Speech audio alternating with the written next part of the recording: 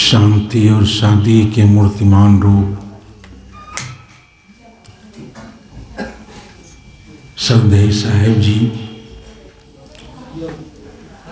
अन्य संत महापुरुषों,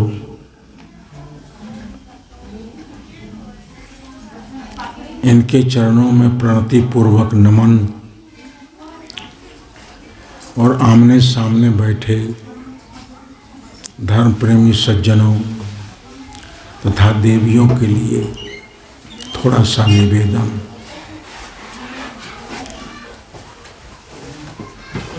ये जीवन महत्वपूर्ण है। मानव जीवन में उत्कर्ष और अपकर्ष दोनों संभव है, उन्नति और अवनति।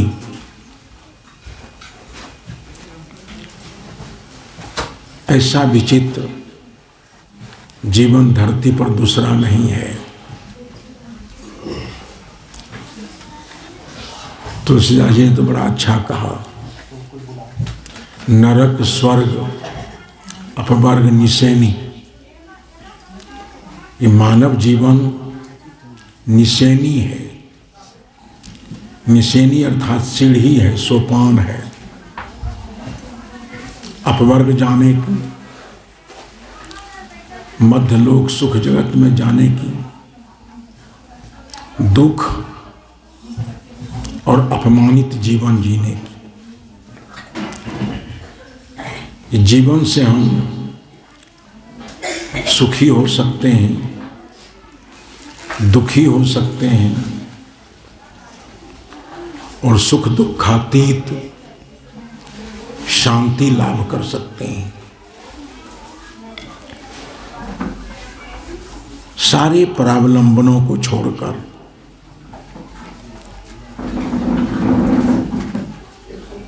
हमारे अंदर जो कुछ होने, कुछ पाने, कुछ जानने की शक्ति है, वो सारी शक्तियां कुंठित हो जाती हैं परावलंबन के कारण।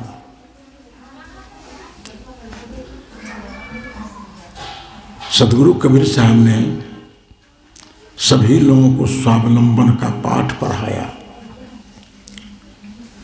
और जो स्वावलंबी जीवन जीते हैं, जो अपने श्रम से, साधना से अपने जीवन को सजाए और संवारे हैं, ऐसे संत गुरुजनों का सानिध्य। वेद के ऋषि ने भी कहा कि प्राप्य वरान निबोधत, वरान श्रेष्ठ जनान प्राप्य निबोधत। वो श्रेष्ठ पुरुष संत हैं। संत गुरुजनों का सानिध्य लेकर के जिन्होंने इस जीवन को बहुत सावधानी पूर्वक जीने का प्रयास किया है। हम तो जीवन जीते हैं लेकिन असावधानी पूर्वक जीते हैं। मानव जीवन सावधानी पूर्वक जीने की चीज है। प्रत्येक व्यक्ति सुखी हो सकता है। आज तो हम यह भी मान बैठे हैं कि सुख देने वाला कोई ऊपर है, दुख देने वाला कोई ऊपर है। न सुख देने वाला कोई ऊपर है, न दुख देने वाला कोई ऊपर है। हमारे असंजत कर्मों का परिणाम दुख है, हमारे संजत कर्मों का परिणाम सुख है। इतनी जिम्मेदारी अपने जीवन में हम लोग लें।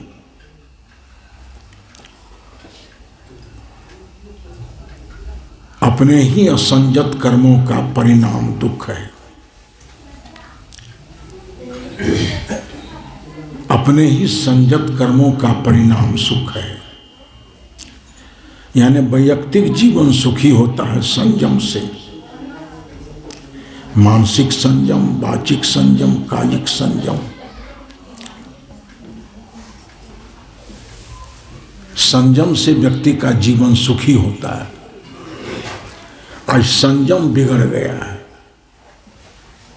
सोचने में संयम नहीं है, खाने में संयम नहीं है, पीने में संयम नहीं है, सोने जागने में संयम नहीं है। पूर्ण रूपेण हमारा जीवन असंयत हो गया है। क्या खाना चाहिए, कितना खाना चाहिए, कैसे खाना चाहिए, क्या पीना चाहिए, कितना पीना चाहिए, कैसे पीना चाहिए, कब सोना चाहिए, कितना सोना चाहिए, कैसे सोना चाहिए, क्या बोलना चाहिए, कब बोलना चाहिए, कैसे बोलना चाहिए। मानसिक वाचिक कायिक क्रियाएं जितनी हैं उसमें 3 प्रश्न कीजिए। क्या सोचें, कैसे सोचें, किस लिए सोचें। कुछ अपने जीवन में जिम्मेदारी लेनी चाहिए। हम अपने जीवन की जिम्मेदारी अपने ऊपर नहीं लेते हैं। कुछ लोग तो यह कह करके जी लेते हैं कि भगवान जो चाहेगा सो होगा, भाग्य में जो लिखा होगा सो होगा। बीच में तुम केवल हाथ पर हाथ दे करके बैठे रहो। प्रतीक्षा करो भगवान की, प्रतीक्षा करो भाग्य की। सदगुरु कबीर साहब बगल से जगाते हैं, चेताते हैं कि आपन आश कीजय बहु तेरा।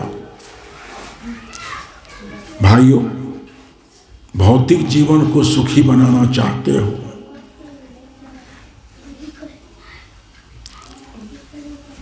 तो अपने श्रम और साधना का भरोसा करो।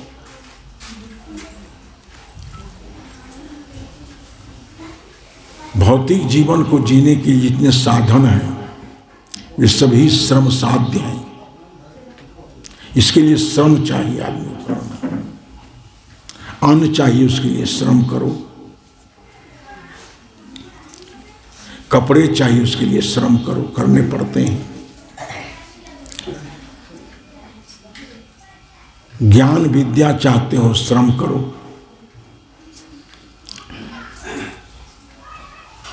धरती से अच्छे अच्छे अन्न पैदा करना चाहते हो, श्रम करो। विद्यालय, महाविद्यालय, विश्वविद्यालय में ज्ञानार्जन करना चाहते हो, श्रम करो। अगर स्वयं श्रम नहीं करते हो, छात्र छात्राएं श्रम नहीं करें, जो विद्या का प्रचलन अभी देश में है, केवल सरस्वती की आराधना, गणेश की आराधना, पूजा करते रहे, जन्म भर में ABCD का ज्ञान नहीं हो सकता है। हम संत गुरुजन है, वो मार्गदर्शन देते हैं। अध्यापक है, वो मार्गदर्शन देते हैं। उनके मार्गदर्शन प्राप्त करके छात्र छात्राएं सब श्रम करते हैं, स्वाध्याय करते हैं। संत गुरुजनों की शरण में हम जाते हैं, वो हमको शांति दे देते हैं, सो बात नहीं है।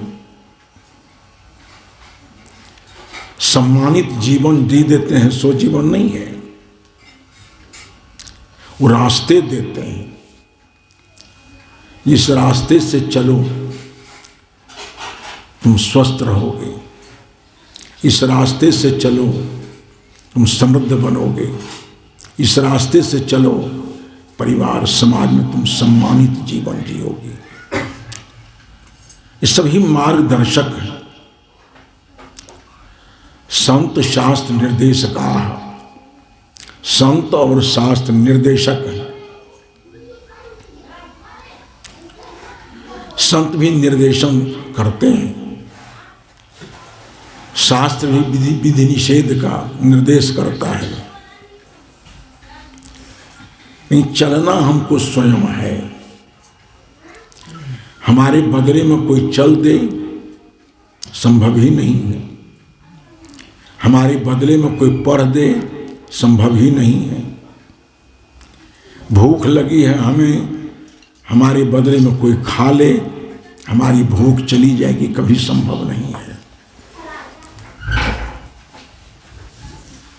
स्वयं श्रम की सापेक्षता होती है।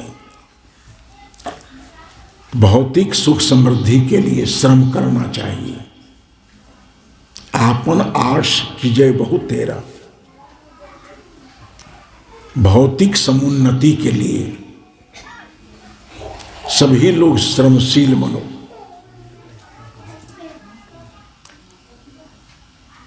किंतु प्रत्येक आदमी के द्वारा किया जाने वाला श्रम न्याय पर आधारित होना चाहिए। हम धनार्जन करें किसी का शोषण करके, दोहन करके, उत्पीड़न करके, ये अनुचित ढंग से धनार्जन करना उचित नहीं है। हर एक आदमी का श्रम न्यायाधारित होना चाहिए। श्रम न्याय पर चले, साधना विवेक पर चले। साधना होनी चाहिए विवेकाधारित, श्रम होना चाहिए न्यायाधारित। सारे लोग इसका समर्थन करते हैं।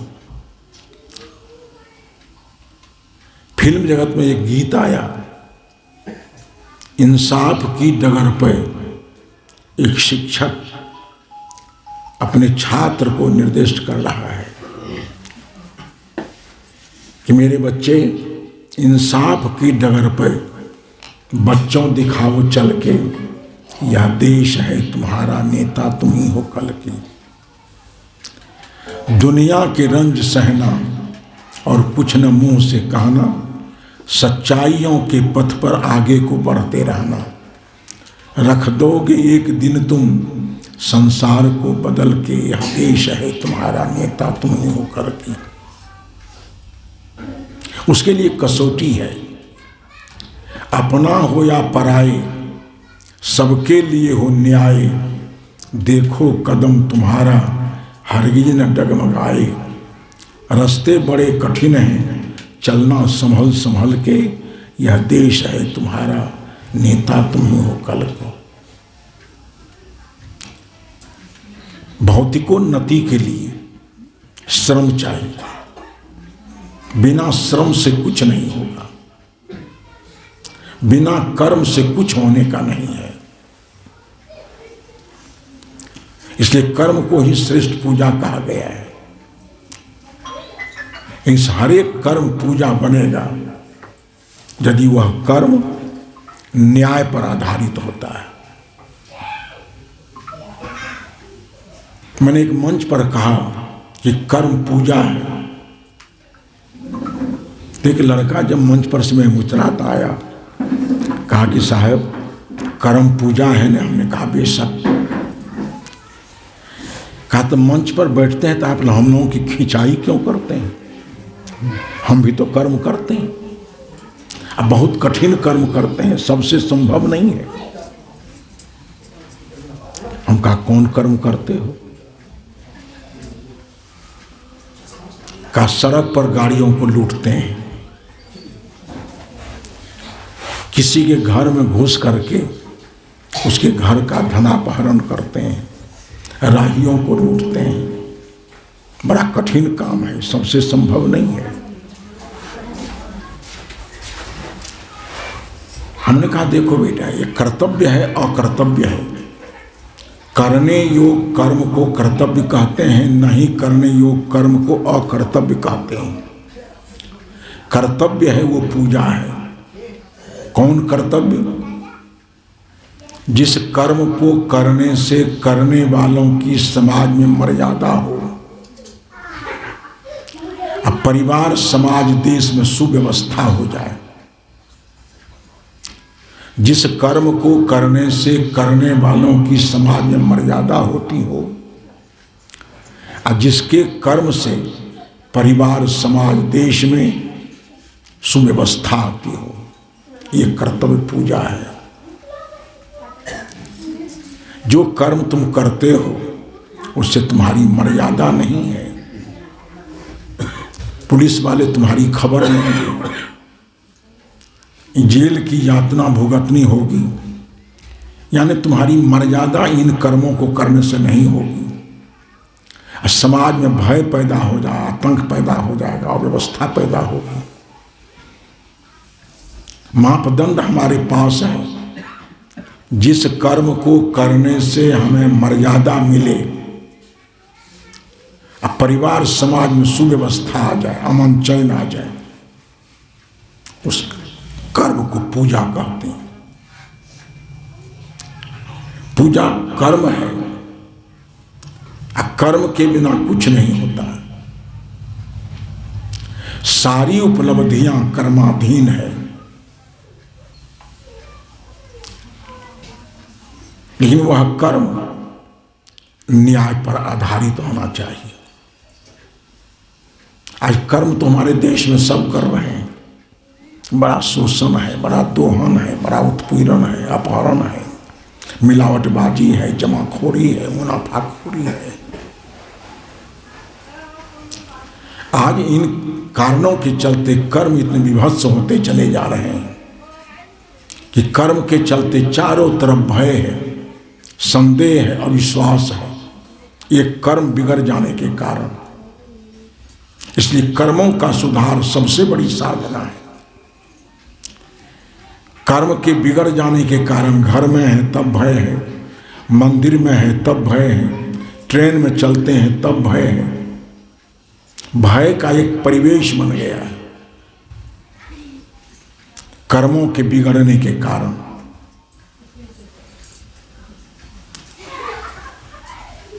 और हमारे कर्म बिगड़ते हैं कब? जब चाह और राह असमन्वित हो जाते हैं। चाह और राह में समन्वय होना चाहिए। एकदम मापदंड अपने जीवन के साथ है। इसके लिए शास्त्रों को, नीति ग्रंथों को पढ़ने की जरूरत नहीं है। अपने अंदर को पढ़िए कि हमारी चाह और राह में समन्वय है कि नहीं। सभी लोग, इसलिए वर्ग, वर्ण, जाति, संप्रदाय की अपेक्षा नहीं है। चाहे किसी वर्ग के हो, किसी वर्ण के हो, किसी जात के, किसी संप्रदाय के, चाह और राह में समन्वय होना चाहिए। चाह क्या है? वेद के ऋषि ने कहा है कि मित्रस्य मां चक्षुषा सर्वाणि भूतानि समीक्षन्ताम्, मित्रस्याहं चक्षुषा सर्वाणि भूतानि समीक्षे। हमारी चाह है कि सभी लोग हमको मैत्री की निगाह से देखें। तो हमारी राह कैसी होनी चाहिए? मित्रस्याहं चक्षुषा सर्वाणि भूतानि समीक्षे। प्रत्येक पति की चाह है कि उसकी पत्नी एक पतिव्रत धर्म का पालन करे। इसी चाह के अनुकूल पति अगर संकल्प ले ले कि उससे भी एक पत्नी व्रत धर्म का पालन करना है। हम चाहते हैं कि सारे लोग हमारे साथ न्याय का व्यवहार करें। उसी समय लोगों के साथ न्यायपूर्ण व्यवहार करने का दृढ़ संकल्प ले लें। कोई हमको धोखा नहीं दे, हम किसी को धोखा नहीं दें। हम किसी के साथ मिलावटबाजी नहीं करें। यदि हम चाहते हैं कोई दूसरा हमारे साथ मिलावटबाजी नहीं करे, केवल अपनी चाह के अनुकूल। कृष्ण ने बड़ा अच्छा कहा था कि आत्मो पंगेन सर्वत्र। भाई बहनों, तुम अपने जंतर अंतर जगत को टटोलो कि तुम्हारी आंतरिक मांग क्या है, चाह क्या है अन्य लोगों के साथ। तो हमारे कर्म पूजा बनेंगे यदि इस नियम के साथ की चाह और राह में समन्वय हो। आज चाह कहीं है, राह कहीं है, ज्ञान कहीं है, कर्म कहीं है। ज्ञानानुकूल कर्म नहीं होते हैं। इतना ज्ञान सभी लोगों के पास है कि शराब न पियो, शराब से लाभ नहीं है। इतना ज्ञान प्रत्येक शराबी को है। धूम्रपान न करो, इससे कोई लाभ नहीं है। अनैतिक कर्म से घबराहट उसको भी है। अनैतिक कर्म करने की सोचता है तो भीतर से आवाज आती है, काम गलत है। हरेक हृदय से अंतर्नाद, अंतर शब्द होते रहते हैं। अच्छे कर्म की ओर हम बढ़ते हैं तो धन्यवाद की ध्वनि आती है। गलत कर्म की ओर बढ़ते हैं, भीतर से धिक्कार का निर्देश आता है। हर जगह से निर्देश हो रहा है और इस निर्देशन के अनुसार, स्वभाव के अनुसार, चाह और इच्छा के अनुसार स्वभावानुकूल व्यापार सब लोगों का हो जाए। आज व्यक्ति सही हो जाएगा, परिवार सही होगा, समाज अच्छा होगा, देश अच्छा हो जाएगा। प्रशासन की जरूरत नहीं पड़ेगी, सत्संग मंच की भी जरूरत नहीं पड़ेगी। सारे लोग अपने ज्ञान से अनुशासित हो जाएं, अपने चाह और राह को समन्वित कर लें। व्यक्ति आदर्श होगा, परिवार आदर्श होगा, समाज आदर्श होगा, देश आदर्श होगा। केवल आदमी को ठीक होने से, जिस भगवान को लोग मान रहे हैं, आराधना कर रहे हैं, भगवान तो है, उन लोगों के कथनानुसार बहुत से देव देवियां भी हैं जिसके रात दिन लोग अर्चन बंदन करते रहते हैं। एक आदमी की मानसिकता बिगड़ गई है। व्यापक भगवान रह करके क्या कर रहे हैं? इंद्रिय द्वार झरोखा नाना, तहता बैठे सुरकड़ी थाना। हम लोगों का शरीर देवालय है तुलसीदास जी के अनुसार। हर एक इंद्रियों के झरोखे पर देवता लोग बैठे हुए हैं। इंद्रिय गोलक में देवता लोग बैठे हुए हैं। आंखें गलत बैठ देखती है, आंखों का देवता क्या कर रहा है। कान गलत सुनते हैं, कान में रहने वाला देव क्या कर रहा है। सभी इंद्रियों में देव लोग बैठे हुए हैं। आज सारी इंद्रियों का व्यापार गलत हो गया है। जो आदमी सही हो गया है, अपनी समझ को ठीक कर लिया है, अपनी सोच को समझ ठीक कर लिया है, उसकी सारी इंद्रियाएं संयत, अपने संयम के बल पर। तो मैंने कहा ना, ये चाहा कि व्यक्ति सुखी होता है संयम से। सभी लोग संयमशील जीवन जिए। परिवार सुखी होता है प्रेम से। व्यवहार में प्रेम का 3 रूपांतरण है। माता पिता, गुरु, विद्वान, बुजुर्ग, ये सब श्रद्धेय हैं। समान वर्ग के लोगों के साथ प्रेम, अबोध बच्चों के साथ स्नेह, दुखी लोगों के साथ करुणा, मानवेतर प्राणियों के साथ भी करुणा, दया।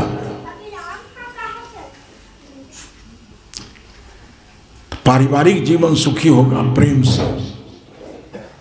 3 भेद, श्रद्धा, प्रेम और स्नेह।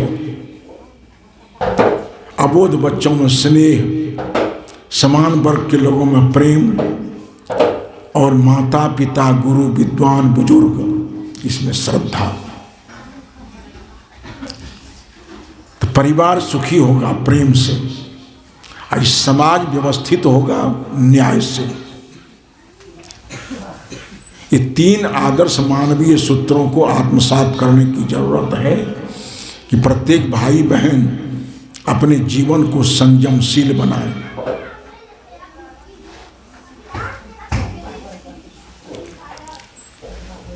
परिवार में प्रेम हो,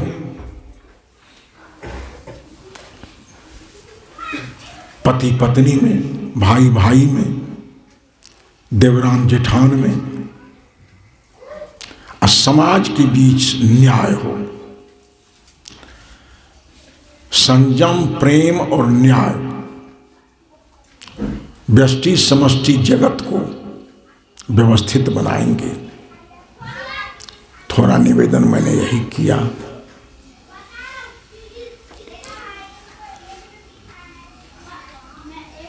और धार्मिक उर्वरा शक्ति संपन्न ये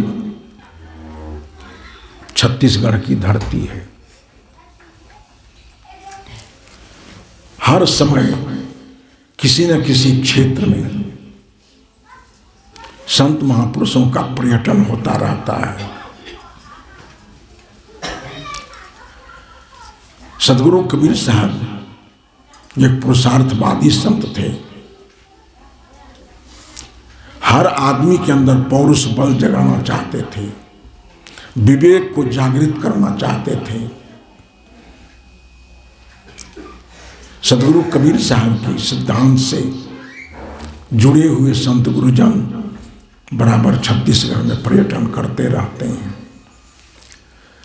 उनके विचारों को सुनकर संत गुरुजनों का आधार तो लें, लेकिन अपने जीवन को स्वावलंबी बनाएं। सदगुरु कबीर कहते थे, कहीं कबीर कुछ उद्यम कीजिए, आप खाए और को दीजिए। सबको कबीर साहब श्रमशील देखना चाहते थे। प्रमुखापेक्षी मत बनो, परावलंबी मत बनो, सभी लोग स्वावलंबी बनो। शरीर से श्रम करो, साधना करके शांति लाभ करो। तो मैंने कहा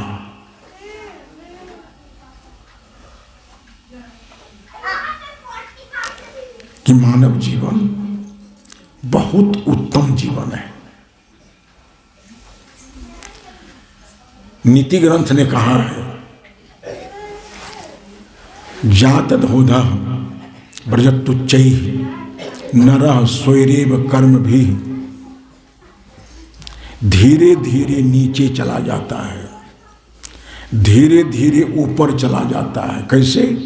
नरः स्वैरेव कर्म भी। मनुष्य अपने कर्म के द्वारा नीचे चला जाता है, अधोगति हो जाती है। अपने ही कर्म के द्वारा ऊर्ध्वगति प्राप्त करता है। उदाहरण दिया, कूपस्य खनिता यदवत्, कुआं खोदने वाला मिस्त्री धीरे धीरे 50 हाथ नीचे चला जाता है। भवन बनाने वाला राजमिस्त्री ईंट पर जोड़ते जोड़ते 50 हाथ ऊपर चला जाता है।